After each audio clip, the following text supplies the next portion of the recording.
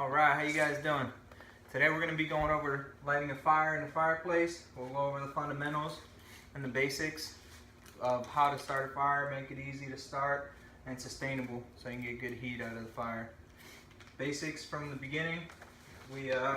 Here you can see I have sticks. I use sticks that I usually collect in the yard. I collect them all and get a nice pile going. And I make my own fire starters too. Kind of try to be resourceful. I have a bag over here that my little lady buys, so when she starts fires, it's a lot easier for her. That way, kind of omit a lot of these steps like piling up sticks and having to make your own starters. So we have one type of starter here that I like to use, and it's basically the brown paper bags that you get from the grocery store with a Tootsie rolled up with dryer lint inside. Just like a Tootsie Roll. You put the dryer lint on the inside, roll the paper up around it, and use it as your starter. Second one here is the toilet paper roll with the dryer lint on the inside there.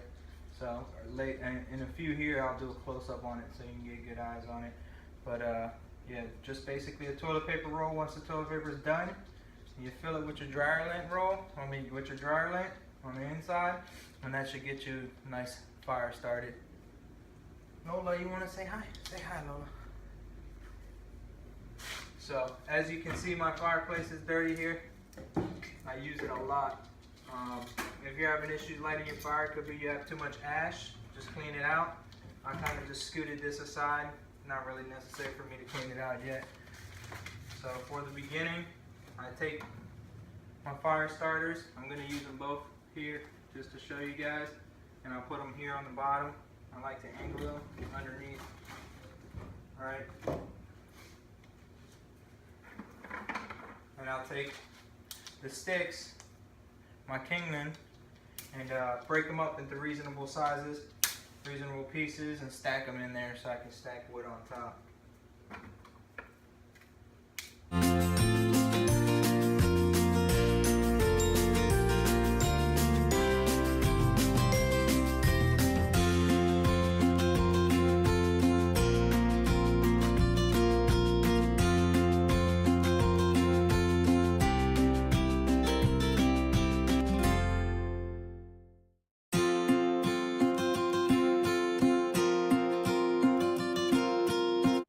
Alright guys, here we go.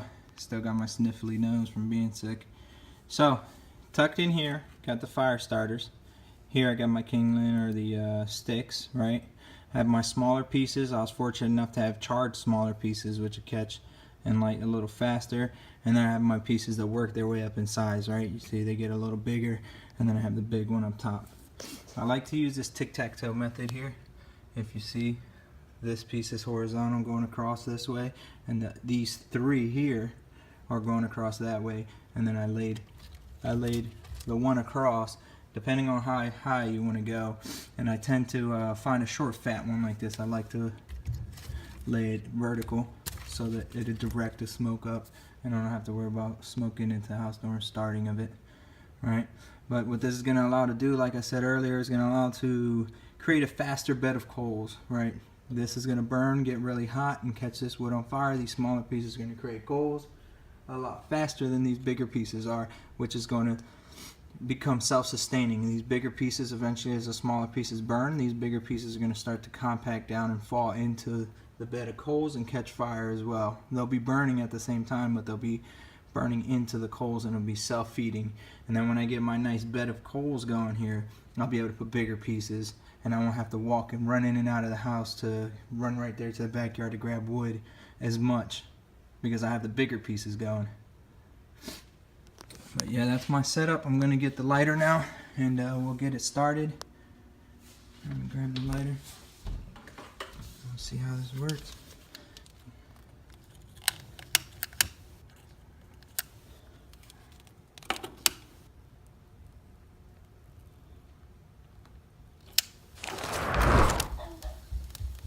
Alright, and here we go. It kind of took off pretty fast on me, so sorry for the jump. But yeah, so here you see my fire starters were lit. And this one burnt up and didn't really get to light, but this one took off pretty good. Right. And you see the wood is already catching fire, allowing those charred pieces to catch fire. The stack we created, that checkered stack, is already allowing air to flow and the fire to climb. See how the fire is climbing? And there you go, you'll have a self-sustaining fire. Pretty simple to light. Like I always say in all my videos, do it yourself and save money.